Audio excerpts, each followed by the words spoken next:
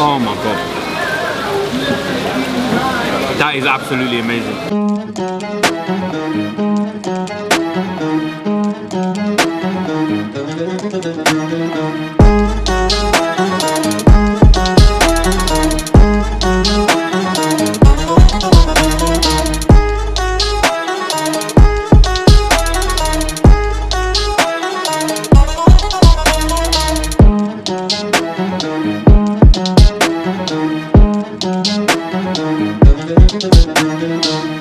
Hello and welcome back to another episode of Quizine TV, where we quiz the cuisine.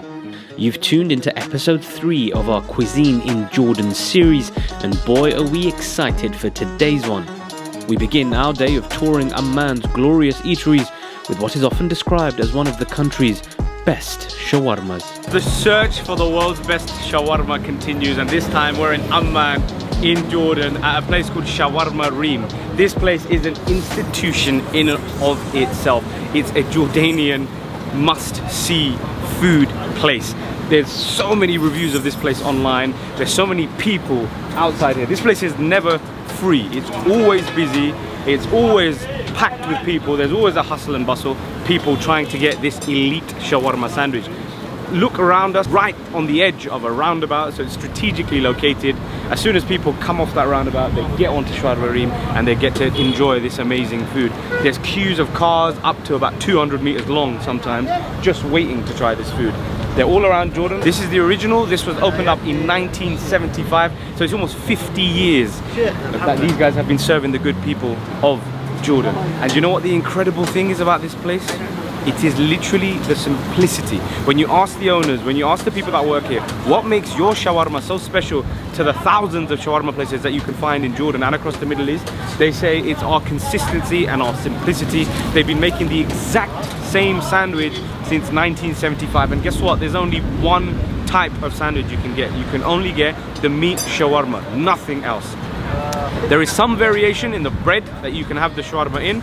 So here we've got the khobuz bread. This is the traditional sort of Levantinian flatbread that you see.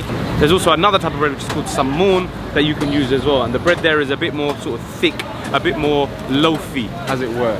But this is it. It's very simple. The recipe is very simple. It's that lovely cooked shawarma on the spit meat that they use, a little bit of tahini sauce, some tomatoes and some shallots, some red onions. That is the secret behind this successful, amazing shawarma.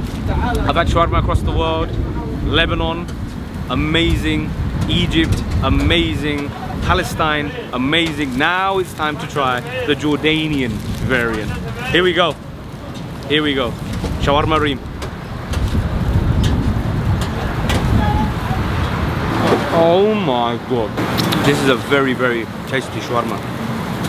That red onion that they use is quite a bit of a pickly taste to it, and that works really well with the tahini. There's a little bit of a tang to it. The meat is soft, the meat is moist, the meat is flavoursome, and then that bread adds a sort of level of consistency to the whole thing, wraps it all up and brings it together. This is a very, very good shawarma. This is Jordanian shawarma outside Shawarma Reem. I have very much enjoyed this. That tahini sauce is also delicious. I'm going to move on now to the thicker, doughy sammoon bread, which is a bit more spongy, a bit more thick. I'm going to rip a little bit of that off. Wow, just look at this. This is delicious. Again, exactly the same content inside. It's just the bread that's changed. Tomato, shallots, tahina, and of course the meat. Let's go.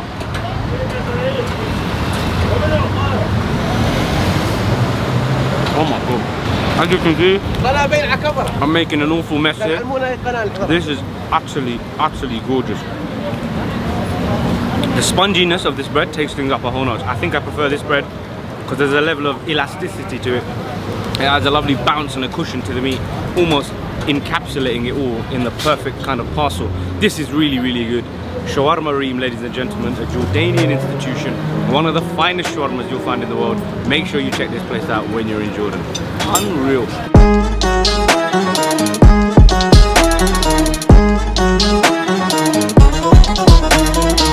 We started the day right with some shawarma, but things were about to get even better as we headed back to the famous Rainbow Street for some more grub.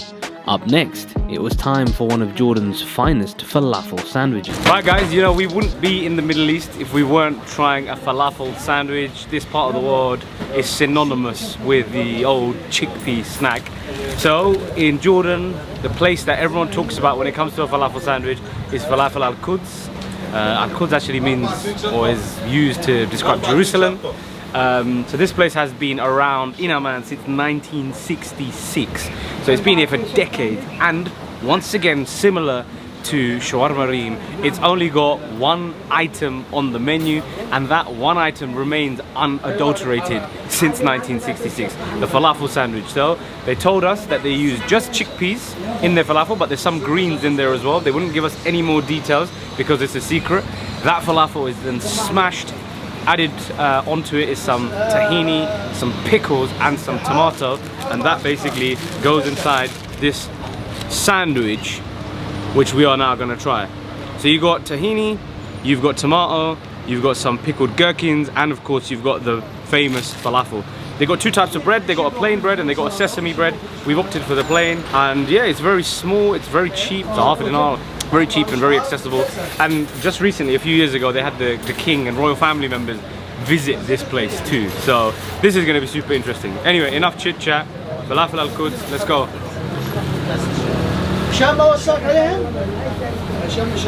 Oh my god. No. That is a very, very good falafel sandwich. This bread is actually different to any other bread I've had. It is ultra crispy. It's like flat. It's not too puffy. It's not like a sort of spongy bread that we've had. It's like a khubz in terms of how thick it is, but it's so crunchy. It's almost like you're biting into deep fried bread, and it almost feels like the bread itself is fried. It's so nicely toasted, absolutely delicious, and that adds a whole new dimension, a whole new texture to every bite. This is so good. Again, super simple. They're not, you know, they're not busting a gut to churn out loads of different types of food items, loads of different type of menu items. It's very simple, very straightforward, but it's absolutely wonderful, and you can tell these guys have got experience. They're just churning out falafels like it's a joke. This is absolutely delicious. This is one of the best falafel sandwiches I've ever had. You've got to give this place a try when you're coming.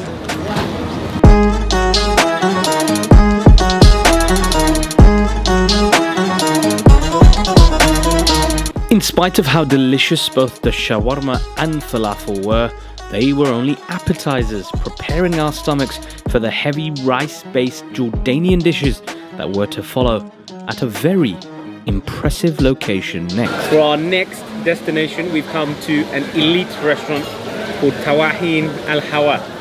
This is a very popular place in Amman.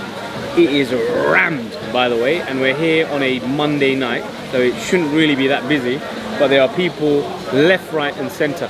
And the reason why this place is so popular is because look around this table. The food here is ridiculously good. The food here is literally a selection of the best Jordanian dishes you'll find, a selection of Arab foods. This restaurant can feed about 2,200 people at once. It's huge. We've just been given backstage access into the kitchen, and they've shown us the swift operation, the mechanics behind this meal, how everything works, and it is absolutely incredible.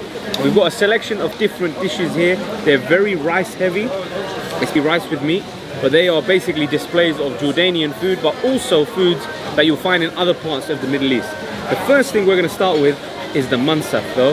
This is literally the national dish of Jordan. If you ask a Jordanian, what shall I eat that epitomizes Jordan, they will tell you, have the Mansaf. It's basically a bed of fluffy rice and cooked with soft lamb that's falling off the bone, and it's topped off with some almonds, and then on the side they got a dried fermented yogurt sauce. It's this white sauce that you basically pour over your rice when you eat it. Like I say, this is a national dish.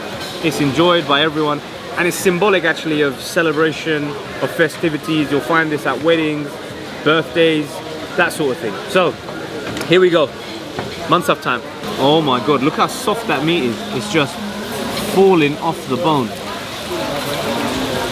Very white in color. That rice is also very pale. It kind of looks like a pilau in terms of color. Let's get a bit of those nuts on, and of course the dried fermented yogurt sauce. That meat is super soft, by the way. It's falling off the bone.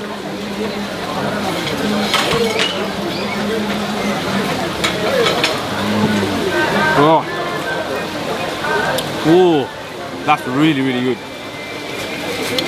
The rice is kind of like a sticky rice. Imagine like Japanese rice, a bit sticky. It's got like all the rice grains are very plump and they're stuck together, so you got a little bit of a sticky rice texture. And then on top, you've got that wonderful piece of lamb, which is so soft. You can tell it's been cooked for hours. And honestly, that sauce is ridiculous. The fact that it's fermented gives it this extra kind of almost tangy taste, but that actually elevates the dish a lot. It's almost like a tahini, but better than a tahini, I'd say. Better than a tahini. But that's very good. National dish of Jordan. Super happy with that one. Next up, I'm gonna try the kabsa, which is also a very common dish in Jordan. But you'll actually find variations of the kabsa in Yemen.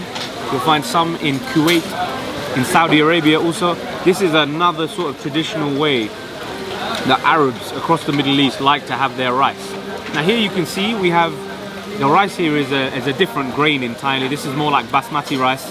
The color is a bit more orange as opposed to yellow. And on top you've got a lovely piece of roasted chicken, skin on by the way, which looks delicious. And it's topped off with those chopped up almonds as well. Within the kabsa as well, you've got some peppers, green peppers, red peppers, some onion as well. So I got a feeling you're gonna get a bit more flavor from this one. And the condiment that you need for this dish, a little bit of labna, so yogurt. So no special sauce here, just a little bit of yogurt. Oh my god. That is absolutely amazing. That rice, off the charts, so much flavor. The rice for the mansaf actually is quite plain. Quite sticky, quite plain, very subtle. Most of the flavors comes from the meat, comes from the fermented yogurt sauce. Here, all the seriousness is coming from the rice. It's super flavoursome. That peppery taste is ridiculous. Green peppers, red peppers, and of course that almond crunch is super delicious. I've had this in a Yemeni restaurant in London before. This is the Jordanian way of having it, and I'm very happy I've tried it because that is delicious. This one is the meat mandi. I didn't know you can get so many variations of rice, if I'm honest. This comes with a little bit of chili sauce. Thank you very much. Woo! It smells like it's got a kick to it. It's almost a bit like a harissa sauce. It's like a lovely kind of spicy sauce. That is basically what you got to have with the mandi.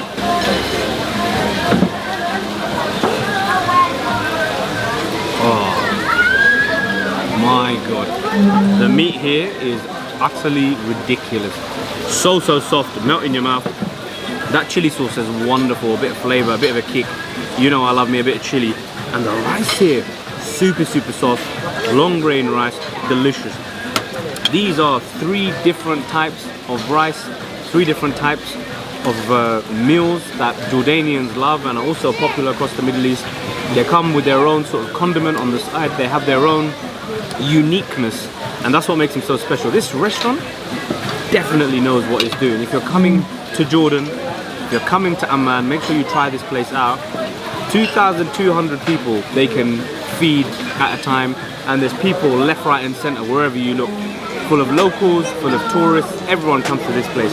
Food here is phenomenal. Make sure you give it a go.